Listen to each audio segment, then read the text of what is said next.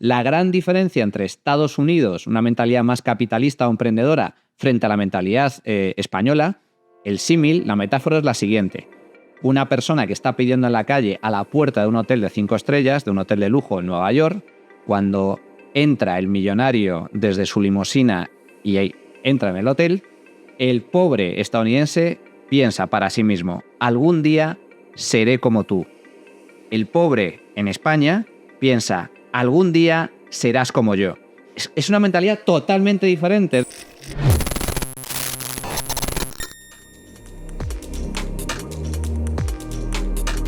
Hola a todos, bienvenidos al Refugio, bienvenidos a la segunda tertulia del Refugio en esta nueva temporada desde Big One. Hoy vamos a charlar sobre el capitalismo, sobre la moralidad del capitalismo.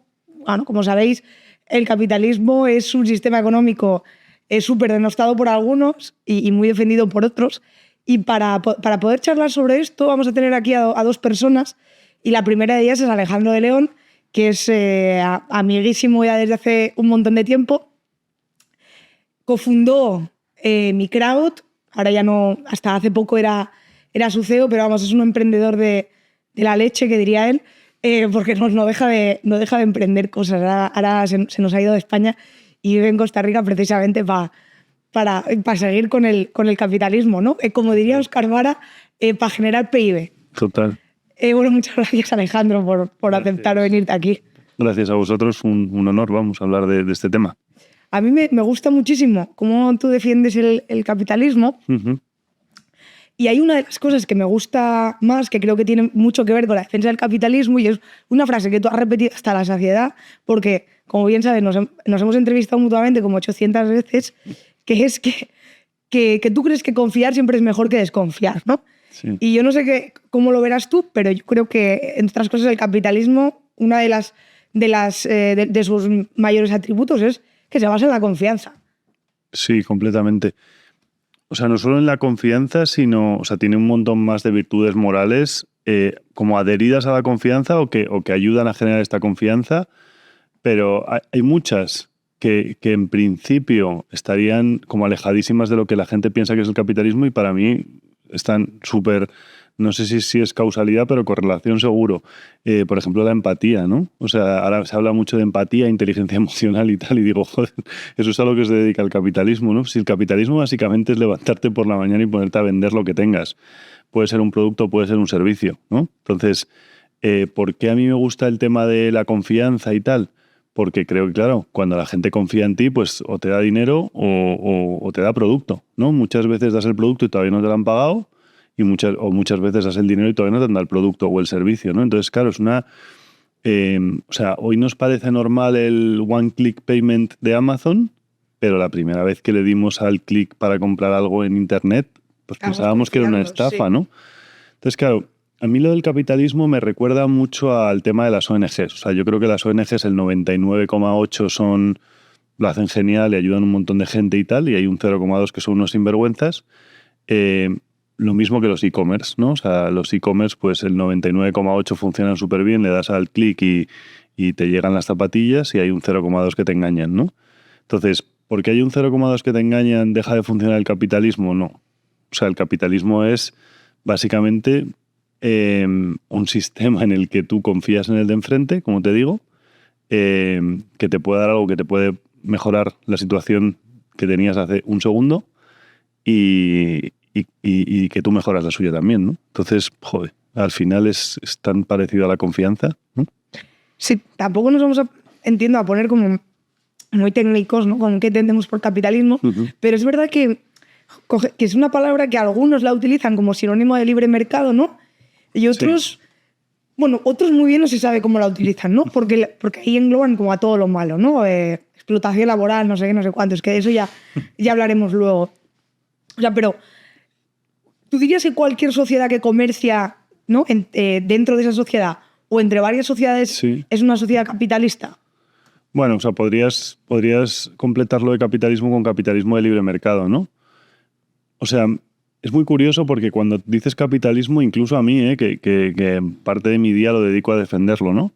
Yo cuando digo capitalismo me refiero a una señora a lo que yo me dedico, ¿no? A dar créditos a mujeres en Latinoamérica y que los paguen, ¿no? Entonces, para mí el capitalismo es la señora que compra la vaca y vende la leche. Y que realmente, si deconstruyes lo que estoy contando y lo conviertes en una definición, digamos, abstracta, pues es un poco la definición, ¿no? Creo que la gente cuando piensa en capitalismo, en realidad, cuando lo intenta denostar, se refiere mucho más al clientelismo o algo muy alejado del capitalismo, ¿no? Porque si no estarían de acuerdo. Cuando tú a la gente le dices innovación, todo el mundo está de acuerdo. ¿Por qué está en desacuerdo cuando le dices capitalismo? ¿Sabes? O sea, entiende. Y a mí me pasa, ¿eh? O sea, a mí me late el corazón más fuerte cuando estoy dando charlas y empiezo a defender el capitalismo y digo, joder, ahora se van a enfadar la mitad. Pero es como inherente al ser humano, ¿sabes? O sea, ya la pregunta casi que me hago ya es si el capitalismo viene antes que nosotros incluso, ¿no? Y luego has mencionado todo el tema de la paz y tal, o sea, bueno, más bien el comercio. O sea, al final, joder, ¿por qué no hay una guerra Estados Unidos-China? Porque están comerciando sin parar. Si no comerciaran, aumentarían las posibilidades de guerra. No sé si se puede extrapolar a España o Portugal, pero seguro que también. O sea, cuando se establecen esas relaciones comerciales bilaterales de consentimiento y tal, es que trae la paz instantáneamente, ¿sabes? Y codependencia, ¿no? Porque Total. Capitalismo es confianza, pero también es un poco quitándole la connotación negativa, porque a veces parece que la dependencia tiene, o interdependencia, no sé cuál es la mejor palabra, ¿no? Pero es que al final, para yo sobrevivir en parte, dependo del de enfrente, ¿no? Porque no somos seres autosuficientes. Bueno, has visto al tío este que se ha hecho un sándwich y ha tardado 6 meses y le ha costado 1.500 euros, ¿no? ¿Lo has visto? Hay un tío en Latinoamérica que intenta hacer, para demostrar las virtudes del libre mercado y del ajuste de precios y todo este tipo de temas, pues intenta hacer un sándwich. Él ha hecho todo. Ha hecho el pan, tenía la vaca para hacer el queso y tal, le ha costado $1.500, ha tardado 6 meses. Entonces, claro, joder, es que a mí la gente que me dice que Amazon no ha mejorado su vida, o sea, digo, no sé cómo lo está utilizando Amazon para que no mejore tu vida. O sea, si se te acaban las pilas del mando y las pides, y encima más baratas que en ningún otro lado. El otro día, igual lo hemos comentado alguna vez, pero el otro día miré cuántas empresas había en el marketplace de Amazon. Hay más empresas que en España. O sea, ya Amazon está a nivel de, volviendo al tema del PIB que hablábamos antes, está a nivel de PIB de España, ¿no? En el sentido de las empresas que aglutina, ¿no? Entonces, ¿a esas empresas les ayuda o no les ayuda a Amazon? Pues yo entiendo que sí, ¿no? O sea, siempre está el que te dice... Es como... Yo ahora vivo en Costa Rica, ¿no? Y la gente se mete mucho con Uber, ¿no? Y Uber y tal... Los conductores de Uber, joder, yo la realidad es que veo una discrepancia entre lo que me dicen los de Uber cada vez que me monto y le pregunto, ¿estás contento con Uber? Y están felices con lo que me dice la gente que están súper descontentos, ¿no? Pues con el capitalismo pasa un poco eso, ¿no? O sea, tú te vas a, no sé, a Nicaragua y a Honduras y el 80% de la gente está a favor del capitalismo. Y de repente llegamos a Francia y solo el 30%. ¿Tú crees que el capitalismo es moral solo porque de alguna forma contribuye a mejorar tu bienestar? Porque contribuye una visión así como más aristotélica, ¿no? A realizar el potencial del ser humano o aquello característico del ser humano. O sea, ¿por qué? Para mí el capitalismo es aristotélico, así que me encanta que lo hayas traído, porque es ética nicómaco. O sea, mejora las relaciones, genera amistad, genera templanza, genera prudencia, la frónesis griega, ¿no? O sea, está cómo respondes tú en los momentos malos, que es lo que viene a ser la frónesis, ¿no? O sea, la frónesis es la prudencia, pero cuando vienen mal dadas, ¿no? Creo que todas esas virtudes salen con el capitalismo. Y una por encima de todas, que es la humildad. O sea, es decir, no hay nada más humilde que reconocer que hay un mercado, que son las opiniones de miles y miles de personas, y es el que te va a poner en tu sitio. Oye, ¿los créditos que yo doy son baratos o caros? Pues ya veremos, ¿no? El mercado nos dirá. Me llega una persona por Twitter, no, oye, estás dando tipos de interés muy altos. Pues ya veremos, ¿no? Cuando se lo ofrezca a 1.000 mujeres, si me lo cogen 600, pues he acertado con los tipos de interés, y si me lo rechazan 900, pues he fallado.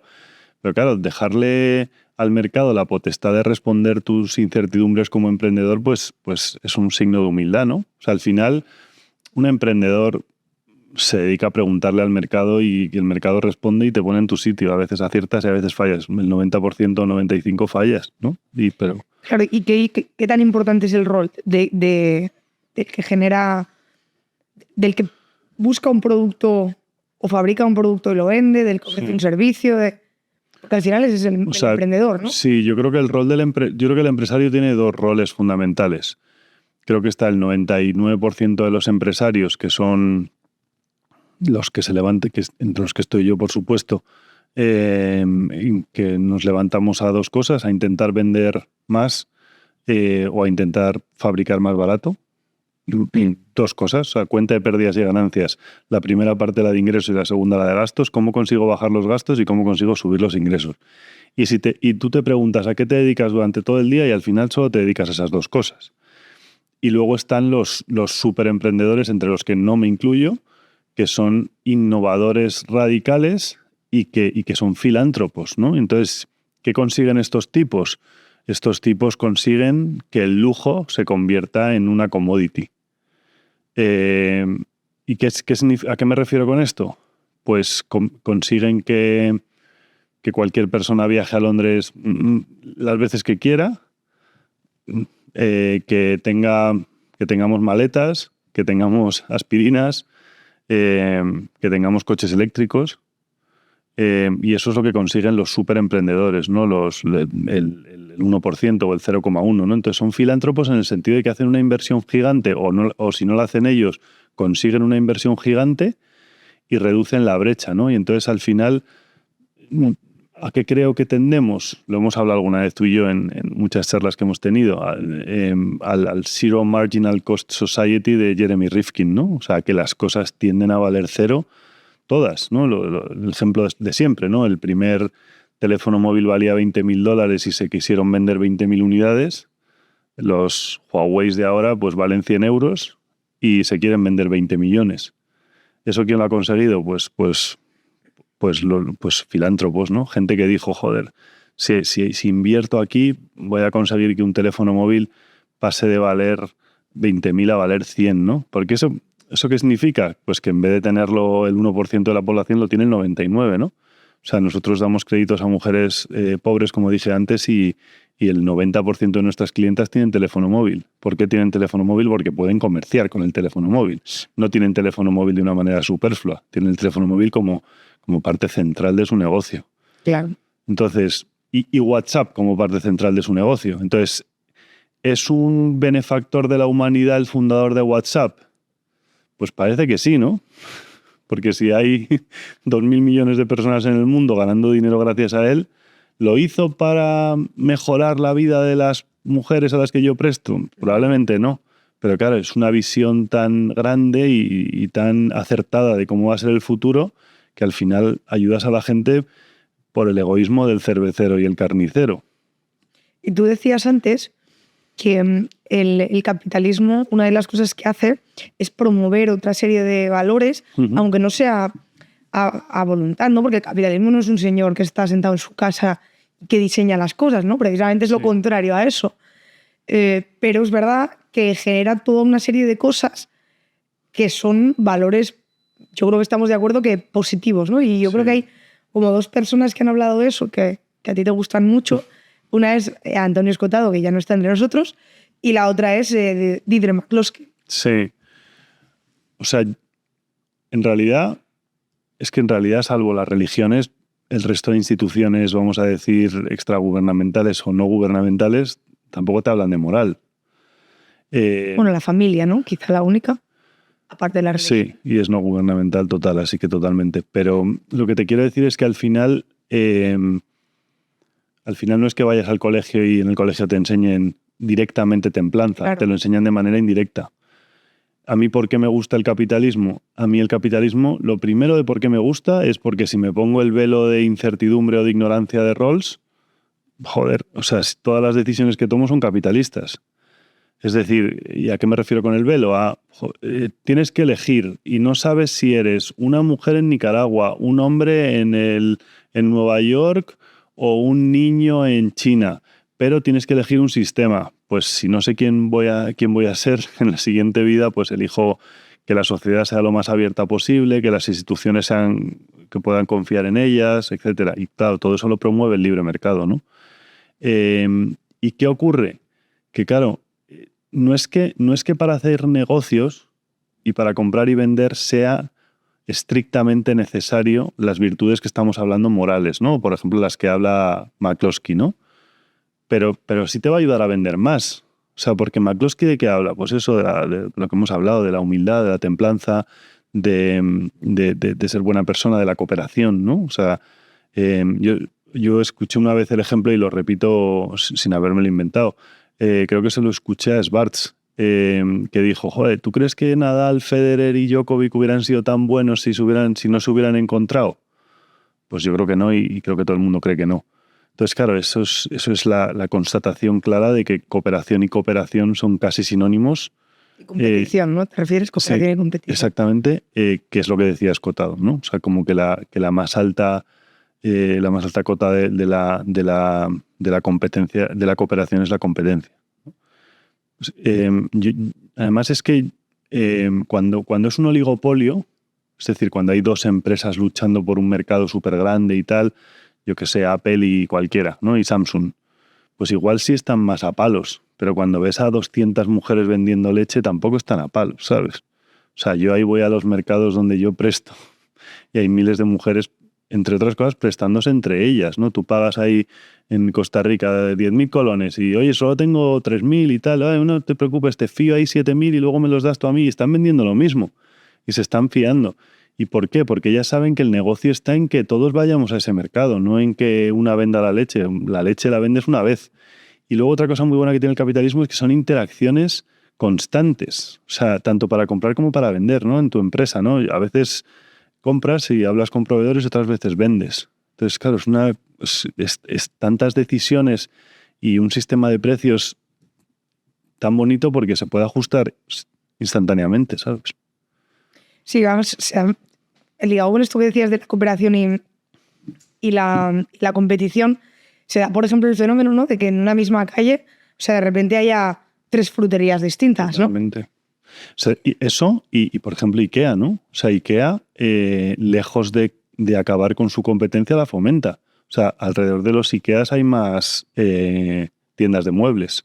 Eso no me había dado cuenta ya de eso. ¿Sabes lo que pasa? Que la gente cuando habla del capitalismo piensa que todos los bienes son sustitutivos. Ya. Hay muchos bienes que son complementarios. O sea, las librerías, por ejemplo, tú cuanto más lees, más libros compras, ¿sabes? O sea, sustitutivo es la tele, que pues generalmente tienes una tele en casa, ¿no? O 2 o 3, vamos, porque no vas a tener 28 teles. Claro. Pero libros sí puedes tener 28, ¿no? Entonces, claro, en todos esos negocios... De leche. Por eso no hay un problema, ¿no? En que en una misma calle haya 2 grandes supermercados. No, y aparte que es bonito también competir e innovar, ¿no? O sea, digo, a ver cómo conseguimos que la leche sea más barata que ayer. Y además es bonito porque esa competencia hace que los más pobres lleguen a disfrutar de cosas que no hubiéramos imaginado, ¿no? O sea, ¿quién le hubiera dicho a la generación de nuestros padres que íbamos a vivir muy parecido a Mancio Ortega, ¿no? O sea, ¿cuál es la diferencia? ¿Qué diferencia sustancial hay entre tu vida y la de Mancio Ortega? No sé, igual algún día que el tío se mete ahí 1 kilo de angulas, pero el resto del tiempo, ¿sabes? Tenemos una vida muy parecida a la suya, ¿no? Y cuando digo tenemos, igual es el 30% de la población, el 40%, o sea, una burrada así, ¿sabes? ¿Y tú siempre has pensado así? ¿Siempre has tenido estas intuiciones morales, por así decirlo? ¿O es algo que ha sido... Esta visión sobre el capitalismo es algo que has ido desarrollando a través de tu experiencia? Pues mira, fíjate, McCloskey, que es otra de las virtudes de las que habla, ella no dice ambición, pero dice una muy parecida a la ambición, lo describe de otra manera, bueno, para empezar porque no lo dice en español.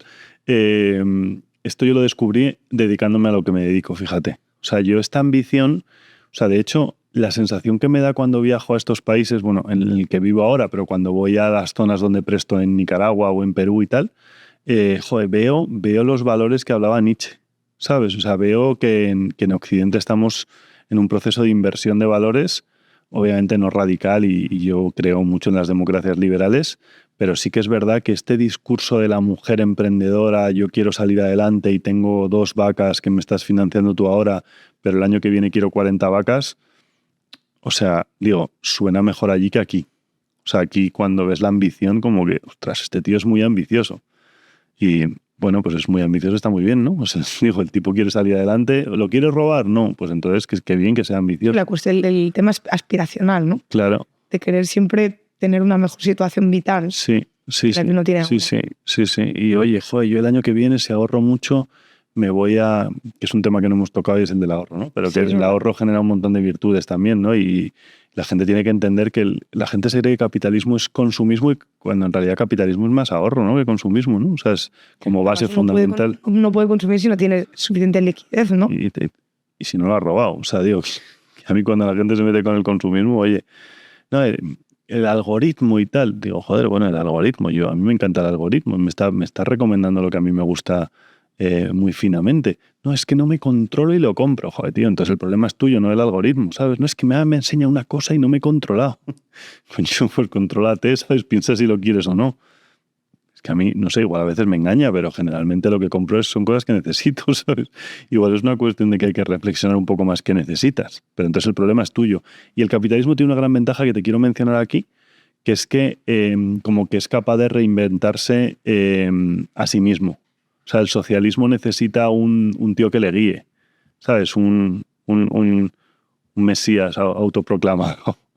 Pero el capitalismo no. El capitalismo se reinventa él solo porque es un sistema de precios y de decisiones y es un mercado, pues, como súper humilde, ¿no?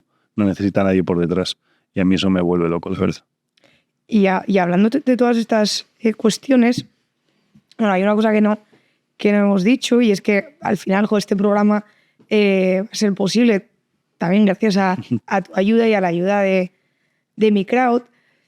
Y además me hace especial ilusión porque yo creo que en ese sentido el proyecto de mi crowd y tal y como tú lo has planteado tiene mucho que ver con todo esto que hemos hablado hoy, ¿no? O sea, viene todo como mucho a colación. Entonces, antes de, quizás si quieres, cuéntanos primero qué es mi crowd, pero sobre todo me gustaría preguntarte cómo la experiencia en mi crowd o qué nos puede enseñar mi crowd para entender mejor cómo funciona el capitalismo y por qué el capitalismo es un sistema virtuoso.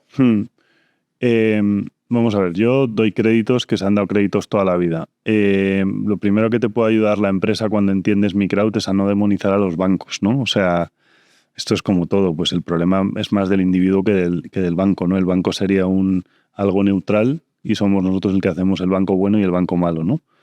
Nosotros intentamos hacerlo bueno en la medida que podemos, claro. Intentamos dar créditos a estas mujeres en muy buenas condiciones, intentamos dar rentabilidad al inversor. O sea, yo creo que ha habido un cambio en los últimos años y creo que lo vamos a abrazar y que lo estamos abrazando, que es que las empresas vienen del modelo Friedman de las empresas tienen que beneficiar a los accionistas, a los shareholders, al modelo actual que ya las empresas intentan beneficiar a los stakeholders. A mí me encanta esto y creo que es que está súper alineado con el capitalismo. O sea, creo que beneficiar a los stakeholders, refiriéndome al stakeholder como cualquier proveedor, cliente, accionista, empleado, tal, creo que al final aumenta los márgenes de las empresas. O sea, creo que eso que dice Hayek del lucro, ¿no? El lucro es es el reconocimiento que te hace una persona que no te conoce por el valor añadido que tú le aportas. Eso, joder, sí. ¿Cómo voy a estar en contra de eso, sabes? La gente que está en contra del lucro creo que no ha leído esa frase, porque esa frase es como perfecta, ¿no? Para explicar por qué son los beneficios de las empresas, ¿no? Entonces, si te portas bien con todo el mundo, o intentas, con los empleados, con los socios, con los proveedores, con las clientas, pues al final montas un proyecto rentable y eso es en lo que estamos, ¿no? Entonces eso, pues damos créditos a mujeres, buenos tipos de interés, buenas condiciones, largo plazo, e intentamos que se conviertan en muy buenas empresarias y repetir. Así no me dedico a nada más que eso. No, pero está muy guay porque yo imagino que evidentemente es un tipo distinto de ámbito empresarial, es decir, son empresas, por así decirlo, más sencillas. Sí. Pero que parece que a veces entendemos que la empresa es el BVA sí. Y no es una señora que se dedica a confeccionar vestidos a medida y los vende a través de WhatsApp, ¿no? Que al final, por lo que tú has dicho y por lo que yo entiendo de lo que hace mi crowd, al final lo que consigues es precisamente escalar esos negocios, ¿no? Y que pasen de ser una cosa súper rudimentaria a convertirse en algo asimilable a una pequeña o mediana empresa. O sea, mira, las dos cosas que más me gustan de mi crowd, que conseguimos, no de mi crowd, sino que consiguen las mujeres a las que nosotros prestamos, una es innovar, como dices tú, o sea, dar como grandes saltos, de repente meter tecnología en su negocio o meter tecnología en su pueblo. O sea, cuando abres el primer cibercafé, pues, joder, has hecho... o es la primera mujer que vende teléfonos móviles ahí en una zona súper perdida en la selva, en Tarapoto, en Perú, pues, joder, la pera, ¿no? Eso por un lado. Y lo segundo que me encanta también es que muchas de estas mujeres diversifican, ¿no? Entonces, la señora tiene 2 vacas y de repente tú le financias un cerdo. Pues los cerdos y las vacas generalmente no se mueren de lo mismo. Entonces, pues es una diversificación brutal. No te quiero ni contar cuando de repente el tercer crédito pide una tienda y abre su tiendecita. Entonces, claro, les cambia la vida porque tiene 3 maneras de hacer dinero, tiene un plan A, plan B, plan C y cambia completamente la mentalidad, que es una parte fundamental del impacto social, ¿no? O sea, para que estas mujeres salgan de la pobreza tienen que tener un cambio de mentalidad y decir... voy a por ello, voy a ahorrar, voy a invertir en la salud de mis hijos, voy a invertir en la educación, voy a mejorar mi casa. Y es súper bonito, ¿sabes? Y me hace gracia porque el famoso, trickle-down economy de Ronald Reagan, ¿no? O sea, como que todo el mundo, si te metes en YouTube, todo el mundo, no, el trickle-down no funciona y tal. Y yo, joder, yo no paro de ver que funciona en nuestro caso. En el sentido de que, pues, no sé, tenemos estadísticas muy bestias, como que el 70% invierten en la educación de sus hijos, una cosa así. ¿Sabes? Joder, si eso no es el trickle down, yo ya no sé qué es el trickle down, ¿sabes? El 90% mejora la casa durante el primer año. Joder, es que mejorar la casa significa que tienes que mandar ahí unos obreros a que te hagan un baño y que la empresa de baños a contratarle un retrete. Entonces, claro, yo no sé si, claro, en los 80 en Estados Unidos pues no funcionó, o nos hemos empeñado en que no funciona, o nos hemos empeñado en que Estados Unidos es el mundo, que esa es otra cosa que pasa mucho. Pero yo veo que a nosotros, joder, la verdad es que hay una reinversión brutal de los beneficios y para mejorar la vida de ellas y de su comunidad, ¿sabes? Por no decirte, muchas veces estas mujeres le emplean al marido, ¿sabes? Y ya contesto la pregunta de por qué mujeres, porque pagan mejor, ¿no? Porque eso siempre nos lo preguntan, así que lo voy contestando. Por la medida más capitalista que se os puede ocurrir, presto a mujeres, porque pagan mejor. Y creo que no se le puede hacer mayor halago a la mujer, ¿no? O sea, no necesito una subvención para halagar a la mujer, ya simplemente le presto solo a mujeres. Bueno, pues vamos a dar la bienvenida a Manu y a hablar de las cosas no tan bonitas del capitalismo, que ya veremos si son ciertas o no. Bueno, pues se nos ha unido a la tertulia Manuel Llamas, director del Juan de Mariana. Muchas gracias, Manu, por sumarte. ¿Qué tal, Irune? Encantado de estar aquí en el refugio. Tenía muchas ganas de estar con vosotros. Un placer. Nosotros también, muchas gracias. Bueno, pues mira, en esta primera parte hemos estado hablando, lo hemos invertido, ¿no? Esta tertulia va sobre la moralidad del capitalismo, entonces hemos estado hablando de por qué el capitalismo es un sistema más moral, o incluso en palabras de Alejandro, el único sistema moral o el más moral que existe. Y ahora vamos a hablar de lo que dicen sus detractores, ¿no? Porque al final, que nosotros estemos reivindicando la moralidad del capitalismo viene porque hay muchísima gente que cree que es un sistema inmoral, ¿no? Entonces, para muchas personas, y además yo creo que al capitalismo le han dado por todas partes, de derecha a izquierda, de abajo a arriba, se le considera un sistema que explota a la gente que tiene que vender su fuerza de trabajo, se le liga o se habla de la ley de la selva, en el que cada uno se tiene que buscar sus propias habichuelas y en el que no hay cooperación y en el que lo que sirve es el sálvese quien pueda. Esto es así, ¿no?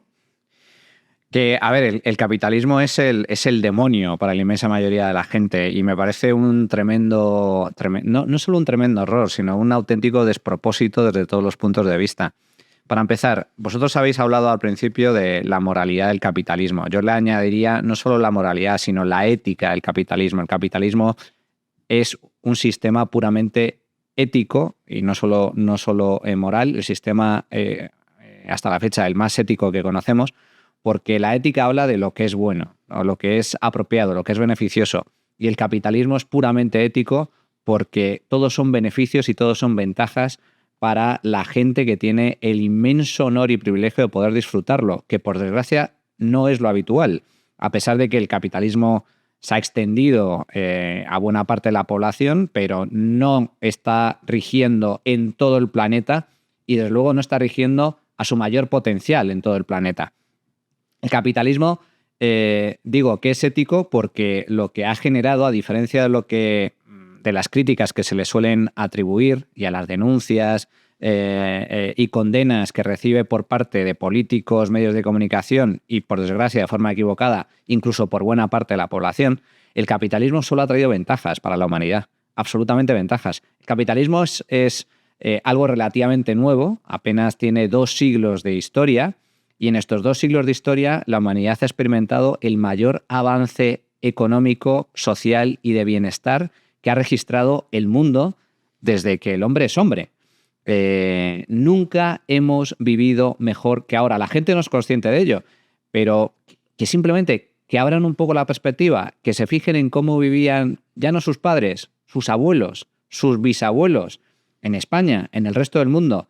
Si nos vamos a 2 siglos atrás, finales del siglo XVIII, observamos que entonces la población mundial era apenas 1.000 millones de personas. No llegaba a 1.000 millones de personas. En la actualidad somos 8.000 millones de personas y creciendo.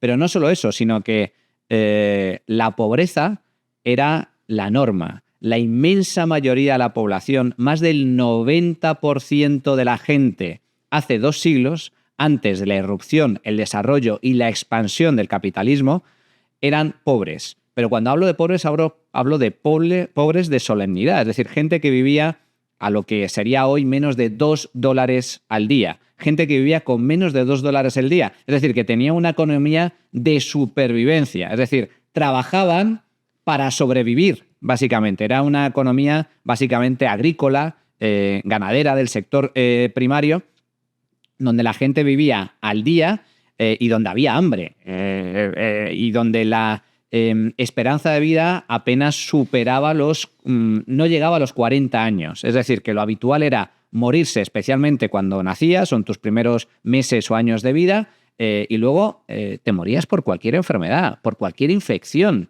Es decir, cualquier problema médico era tu condena de muerte, básicamente. Por lo tanto, lo habitual era con 30 y pico, 40 años, pues muchos no llegaban a los 40 años. Pues bien, insisto, más del 90% de la población mundial en la miseria.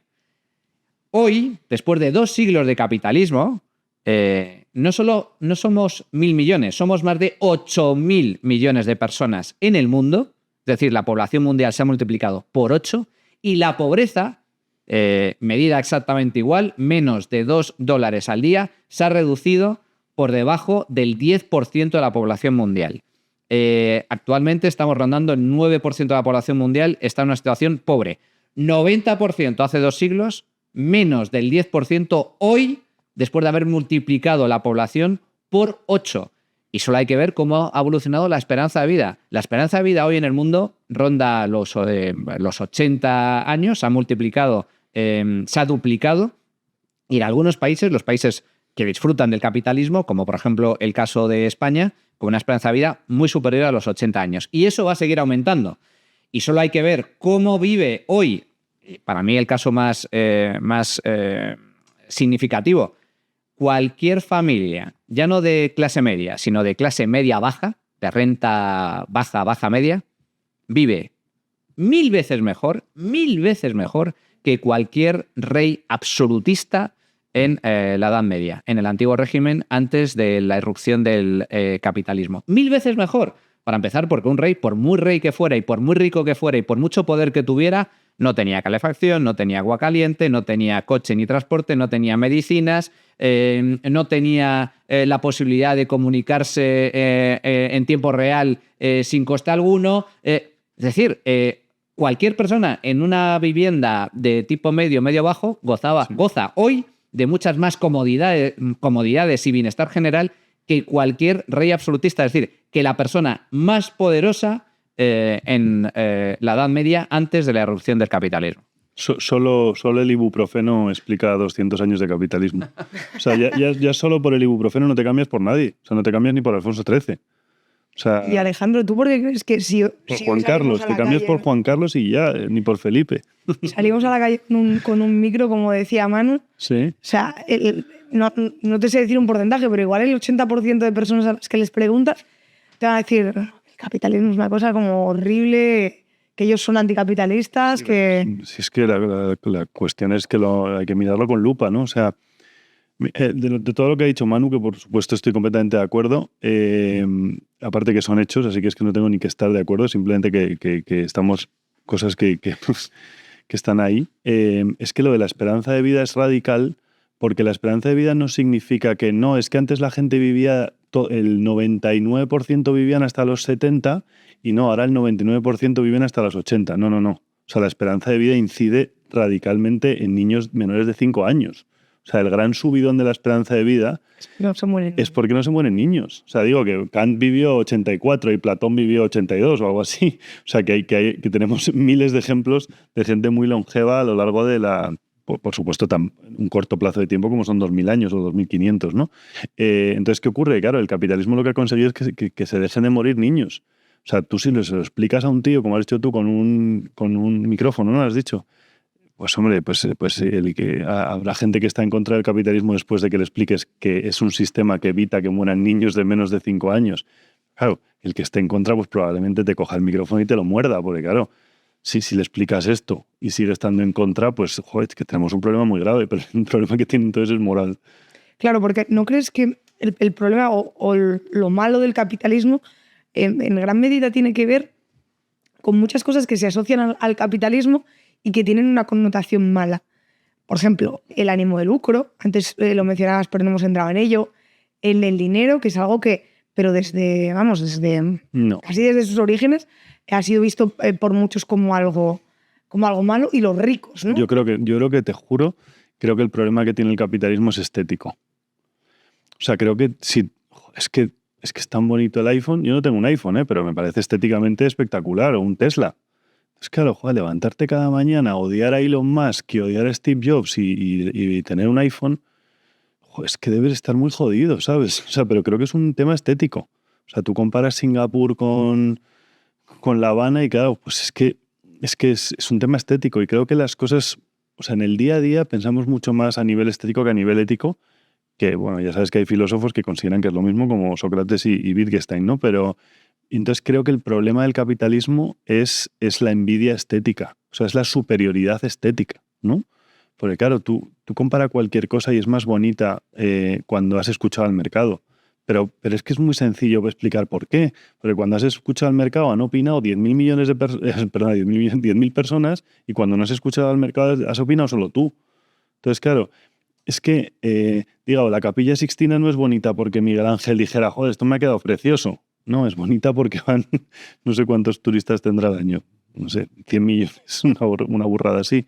Entonces, claro, la ventaja estética del capitalismo es tan clara que yo creo que eso es lo que genera el verdadero resquemor, ¿no? O sea, ves ahí los tweets de los capitalistas y tal, enviado desde un iPhone. Es que es un tema más como de envidia. Claro. Pero la envidia puede generar, por un lado, ese resquemor, pero también podría generar la envidia, el querer ser, ¿no? El querer parecerte a. Es que sabes lo que Parece pasa. que eso no lo genera. ¿Sabes lo que pasa? Que después de todo lo que ha dicho Manu al principio es que, joder, si ya encima pienso que es por un tema ético, digo, es que entonces no somos el Homo sapiens. O sea, digo que somos unos seres humanos, somos unos seres, quiero decir, codificados para sobrevivir. Entonces, claro, estamos codificados para sobrevivir. ¿Cómo sobrevivimos? A base de confiar, ¿no? El clásico ejemplo de te pegas con un gorila y pierdes, pero si se pegan 100 humanos contra 100 gorilas ganas, ¿no? Por un tema de organización y de confianza. Entonces, claro, desde ese punto de vista tengo que descartar la parte ética. Entonces solo me queda la estética, por separarlas, ¿eh? Entonces, claro, la superioridad estética del capitalismo es tal que creo que genera resquemor, porque es que es todo el día. O sea, es todo el día viendo lo bonito que está diseñando la gente cosas. Con el ingenio. Porque antes podías decirme la de los medios de producción, pero es que ya ni Zizek está hablando de los medios de producción. Ya Zizek en el Manifiesto Comunista o el Nuevo Manifiesto Comunista, no sé cómo se llama el libro, o la vigencia del Manifiesto Comunista, creo que es el nombre, y el tipo dice, mira, señores, los ricos no manejan los medios de producción. Tú a Zuckerberg le cierras Facebook y al día siguiente se abre otro Facebook. Entonces, joder, es que están muy desarmados, ¿eh? ¿Tú cómo lo ves, Mané? A ver, hay muchos puntos y son muy interesantes. Solo por completar lo que comentabas, Alejandro, el tema de la esperanza de vida, también muy importante. Hemos explicado un poco cuáles han sido las grandes ventajas, los grandes beneficios, los grandes frutos del capitalismo. Uno muy importante que nos afecta a todos, el trabajo. Es que antes trabajábamos 24/7 en trabajos muy duros. La inmensa mayoría de la población era pobre y encima trabajaba en el campo. El trabajo del campo, pero cuidado, el trabajo del campo no subido a un tractor. El trabajo del campo arando con animales o a mano, de sol a sol, bajo la lluvia. Sin lavadora. Sin lavadora. Tenías que ir a buscar el agua y el agua, pues posiblemente, contaminada o en malas condiciones. Y básicamente tenías que producir tus propios alimentos. Insisto, trabajabas sin horario. Ahora trabajamos cada vez menos y desde un ordenador, un móvil, etc. Ya no somos una economía primaria, no somos una economía agrícola de subsistencia, sino que somos una economía de servicios. Y la próxima revolución, la que ya estamos viviendo ahora con las nuevas tecnologías, con Internet y con la irrupción de la inteligencia artificial, vamos hacia una economía del ocio. Ya no de servicios, del ocio. Es decir, cada vez vamos a trabajar menos horas, vamos a ganar mucho más dinero y vamos a tener mucho más tiempo libre para disfrutar de nuestros hobbies. Eso es el capitalismo. Le vamos a dar a la academia mucho más tiempo para que escriba en contra del capitalismo. Vayamos a la raíz de las críticas. ¿Por qué el capitalismo tiene mala prensa? Para mí, desde mi punto de vista, por dos cuestiones. Una que es innata en el ser humano y que además es un pecado capital, que es la envidia. Hay mucha gente que, por desgracia, es envidioso por naturaleza. Entonces, la envidia. Y la envidia es una sensación, un sentimiento absolutamente terrible, porque cuando tú ves que al vecino o a tu amigo le va muy bien y a ti no te va tan bien, o a tu amigo le va mucho mejor que a ti, la envidia, ¿por qué digo que es un sentimiento pernicioso? Porque te haces daño a ti mismo. Yeah. Porque lo que quieres es que al otro le vaya mal. Como a ti no te va tan bien como al vecino, quieres que al vecino le vaya mal. Al vecino eso le da igual, en nada le va a afectar, pero a ti te estás haciendo un daño enorme porque te estás amargando la vida con ese sentimiento, en lugar de darle el aspecto positivo. Y no es la envidia mala, sino la envidia sana. Y esto lo pongo como un ejemplo. La gran diferencia entre Estados Unidos, una mentalidad más capitalista o emprendedora, frente a la mentalidad española, el símil, la metáfora es la siguiente.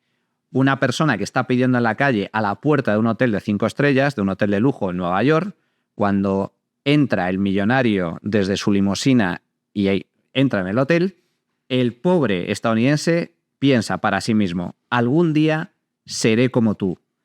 El pobre en España piensa, algún día serás como yo.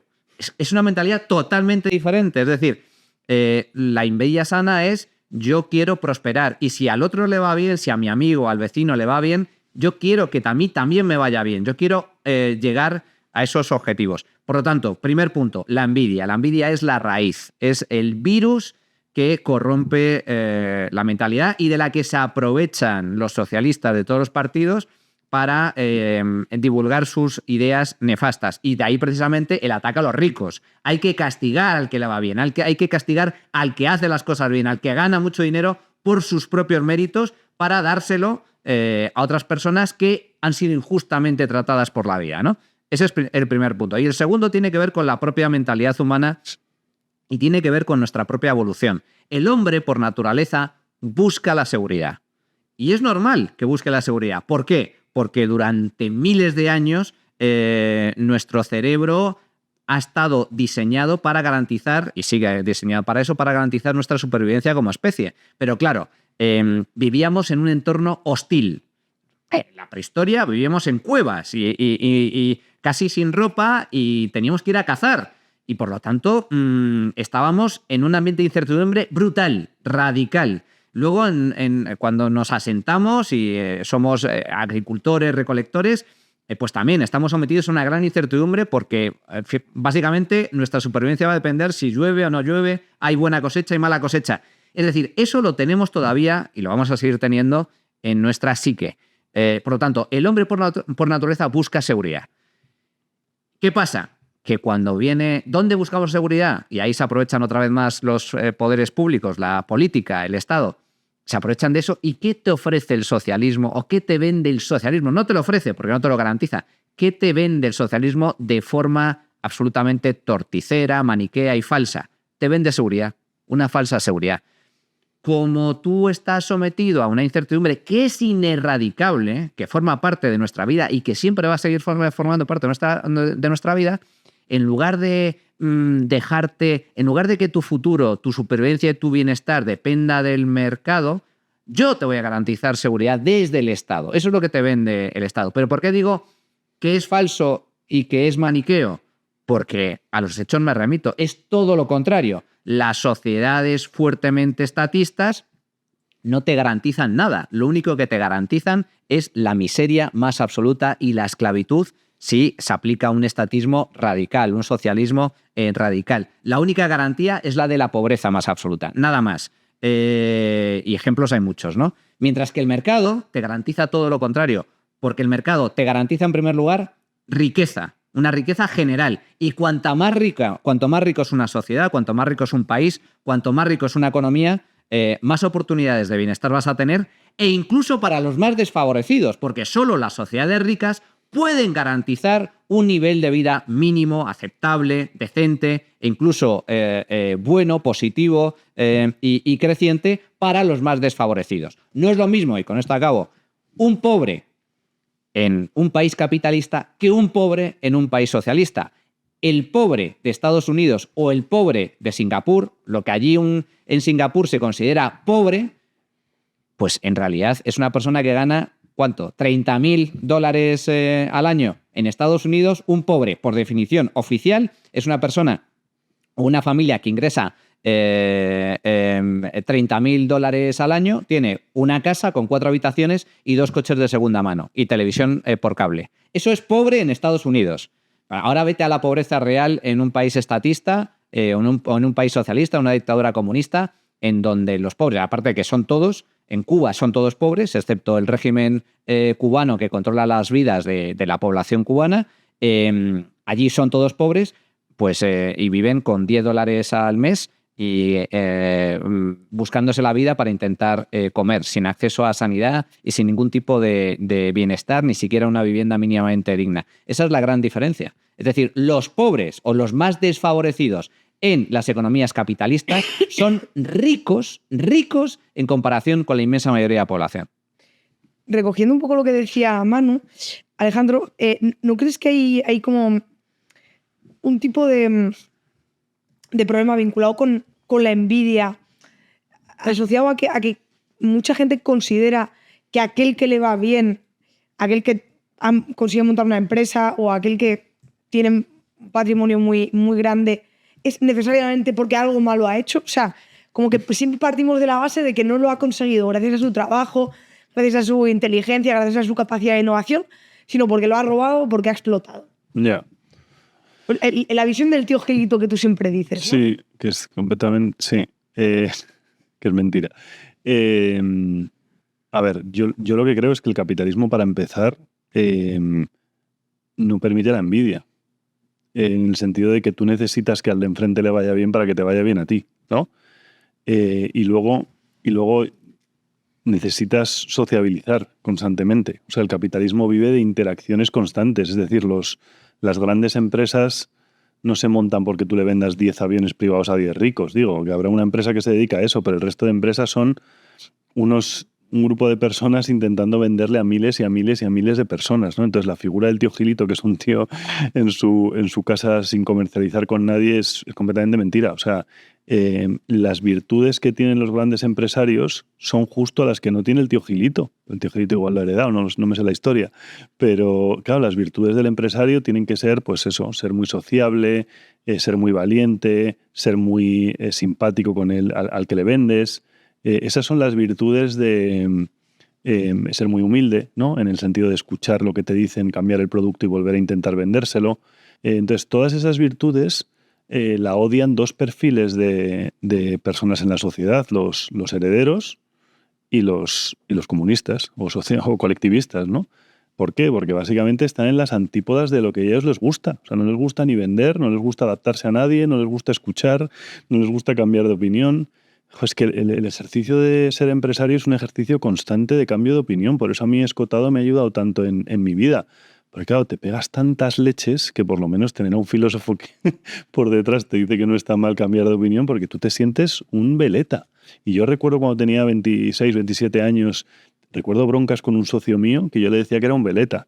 Y con el tiempo, joder, he pensado, tío, seguro que el tipo era un innovador. Y yo llamándole un veleta. Claro, luego descubrí a Escotado y me es mucho más fácil cambiar de opinión, pero me ha tenido que ayudar una persona con tanta enjundia y me ayuda en el día a día, ¿no? Y claro, es lo bueno que tienen los autores muy profundos, ¿no? O sea, que son mochilas que te llevas para siempre contigo, ¿no? Y que son herramientas, ¿no? Pero es así, es que las virtudes del empresario son las contrarias a las del tío Gilito. Tienes que estar siempre de buen humor, siempre vendiendo. Tú mañana tienes reunión y tienes de venta. Yo ahora tengo una reunión de venta en media hora. Pues no sé si estoy de buen humor o estoy de malo. Igual Manu me insulta ahora de repente y me voy de mal humor, pero cuando llegue ahí en media hora tengo que estar de buen humor, ¿sabes? Y no sé si el tío me va a caer bien o mal, ¿sabes? Esas son las que te tienes que tragar. Entonces, claro, ¿quién no se quiere tragar eso? Pues el profesor de universidad, por ejemplo, ¿no? El perfil monedero, ¿no? Digo, por ponerle nombres y apellidos, ¿no? Yo cuando le escucho al tipo meterse con los empresarios y tal, él es ahora mismo más un periodista de prensa rosa, pero bueno, cuando era político y tal, pues se metía con los empresarios y yo decía, claro, es que a ti lo que no te gusta es que te repliquen. Pero claro, es que el capitalismo es que te repliquen constantemente. Un alumno no te da feedback generalmente. Oye, profesor, que lo puedes hacer mejor. Fuera de clase, ¿no? Joder, el empresario está todo el día dándole feedback. Es muy duro, ¿sabes? El mercado es muy, muy, muy duro porque es la realidad. Entonces, toda la complejidad del mundo se aglutina ahí. O sea, yo me voy a ver con un tío que os decía ahora y yo no sé si el tío me va a hablar del Bitcoin o de no sé, o que invierte en inmobiliario y... Entonces, no lo sé. No sé si voy a estar a favor o en contra de cómo piensa. Probablemente no se lo pueda decir. Si os parece, como para terminar, quizá os pediría una última reflexión vinculada con esto que tú decías ahora, Alessandro. Manu, no sé si cosas que te hayan quedado en el tintero, cosas que quieras... Hay muchas cosas que están en el tintero y la verdad es que daría para varios programas, pero simplemente por completar lo que comentaba Alejandro, la figura del empresario. Es que yo creo que también además es algo significativo. Y emblemático. El empresario tiene mala prensa, al igual que el capitalismo, y la imagen que se nos traslada al empresario es el hombre gordo, con puro, con el del monopolio, el explotador, el terrible. Bueno, dos cosas con respecto a esto, dos pequeñas reflexiones al respecto. Los empresarios nos sirven. Los empresarios son nuestros sirvientes, no son nuestros dueños. Completamente. Nos sirven. Y el mercado es implacable.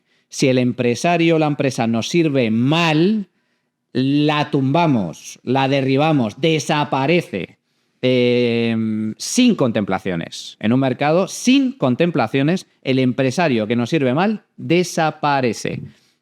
Por lo tanto, nos sirven a nosotros. Y la reflexión es la siguiente. Simplemente observad vuestro día a día y lo que os rodea.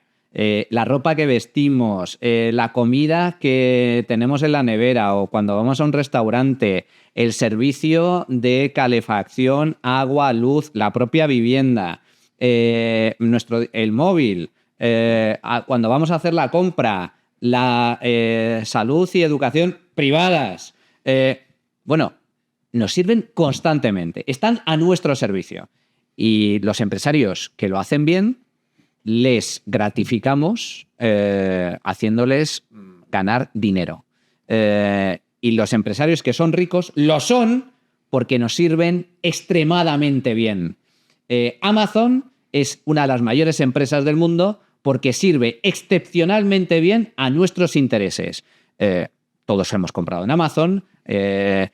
Pongo otro ejemplo. Mercadona es el mayor supermercado de España y Juan Roig es enormemente rico partiendo de una pequeña tienda en la Comunidad Valenciana porque satisface maravillosamente bien nuestros intereses. Yo soy cliente de Mercadona y estoy encantado de ser cliente de Mercadona. No voy a otro supermercado a día de hoy. Ahora, también te digo, el día que Mercadona me empieza a fallar, tardaré 0,3 en irme a otro que me sirva mejor. A la Garbancita, claro, esa que iba. La Garbancita creo que solo va la señora Iona Belarra y sus pijocomunistas, porque además es enormemente cara la Garbancita. Entonces, a lo que voy, nos sirven bien. Y por eso las empresas que les va bien son las que mejor nos sirven. Amancio Ortega es otro gran ejemplo. Amancio Ortega es el hombre más rico de España, empezando también con una tienda de batas, porque ha hecho algo maravilloso. ¿Y qué es lo que ha hecho Amancio Ortega a través de Zara y de Inditex? Llevar la alta costura parisina, que era absolutamente para ricos, para una élite, la ha llevado a pie de calle. Y hoy en día cualquiera se puede vestir con ropa barata, pero bien vestida. Y con ropa de diseño. Sí. Bueno, pues esa es el gran... Nos satisfacen muy bien. Y esa es la gran figura del empresario. Que esa gente es como la excepción, ¿no? No, no es la excepción, ni mucho menos. Hay empresarios, hay muchísimos, surgen constantemente empresas y además tienen que esforzarse, y tú, Alejandro, eres empresario y lo sabes, tienen que esforzarse por... esto es una cuestión de lo hago muy bien, muy bien, muy bien, llego a la cima y ahí me quedo. No, porque como no mantengas esa calidad, como no mantengas el servicio, como no mantengas el precio que determina o que te exige el mercado, desapareces de un plumazo. Y te pongo un ejemplo. Solo hay que comparar cuáles eran las empresas más grandes del mundo cotizadas en bolsa hace 50 años, por ejemplo, la bolsa norteamericana, incluso la bolsa española, hace 50 años, y cuáles son hoy. No hay ninguna, no ha quedado ninguna. En 50 años, las grandes empresas de antes ya no son las de ahora. IBM, que era el gran gigante monopolístico que tenía el gran control del mundo. ¿Dónde está IBM? ¿Dónde está IBM en el mundo tecnológico? Que ya no está entre las primeras, que está Amazon, está Google, está Apple. ¿Dónde están? Está Facebook. ¿Dónde está? Pues ha bajado el ranking. Y las grandes constructoras que había en España ya no están, ahora hay otras. El mercado es dinámico. Y el mercado, que somos todos nosotros, el mercado no es un ente abstracto, el mercado somos todos nosotros. El mercado es el mejor sistema, o el capitalismo, el mejor sistema que sirve a nuestros intereses, y el empresario, además de ser nuestro, además de estar a nuestro servicio, es un héroe, porque desde luego hay que tener mucho valor, mucho talento y muchas ganas para poner en marcha una empresa y trabajar obcecadamente, jugándote tu propio patrimonio para servir de la mejor forma al resto de la población. Eso es algo maravilloso. Sí, yo añadir con esto que el capitalismo aparte trae igualdad, ¿vale? Para terminar con esto, o sea, es decir, ¿qué ha conseguido, como decía Manu, el tipo de Zara? Que podamos vestir como visten en la pasarela de Milán, ¿no? ¿Qué ha conseguido el tipo de Ikea? Que, joder, tengamos una casa con el diseño sueco, ¿no? Que ha conseguido Amazon, que ya nadie me pueda decir, no, es que yo como soy pobre no accedo a las pilas más baratas. No, Amazon no discrimina. Tú entras ahí y la pila vale lo que vale. Entonces, joder, de repente, coño, si es que el antídoto para la desigualdad es el capitalismo. Kuznets tenía razón, ¿no? Y la curva de Kuznets, pues como sabéis, es implacable, ¿no? Entonces, claro, es que para los adalides de la igualdad, joder, ahí la tienes. Yo me di cuenta, fui a un concierto gitano y íbamos todos igual vestidos, los 4 gitanos y yo. Íbamos todos vestidos de Zara. Y dije, coño, es que Amancio Ortega ha traído la igualdad y le estamos demonizando, pero si es lo que querían, ¿no? Que vistamos todos igual. Pues ya podemos vestir todos igual. Vestimos todos como con la moda parisina o de Milán, ¿no? Entonces es muy bonito porque los grandes empresarios son gente que, como dice Manuel, que sirven a miles y miles de personas, por eso se hacen millonarios. Se hacen millonarios por, pues eso, el margen de Mercadona del 0.03 multiplicado por miles y miles de personas, ¿no? Al final los empresarios que sirven a 10 son muy pocos. O sea, el billonario generalmente es masivo, ¿no? Si tú ves las empresas en que todos pensamos, ¿no? Una vende coches masivamente, otra tiene una red social gratis, otra es un buscador gratuito, otra es una empresa que sirve ropa gratis a todo el mundo, otra muebles baratos. Esos son los grandes patrimonios, ¿no? Los que generan igualdad. Bueno, pues muchísimas gracias a ambos. Ha sido una tertulia muy interesante. Os agradezco mucho que hayáis participado, y a quienes nos estén viendo, muchas gracias por llegar hasta aquí, y nos vemos en el siguiente programa.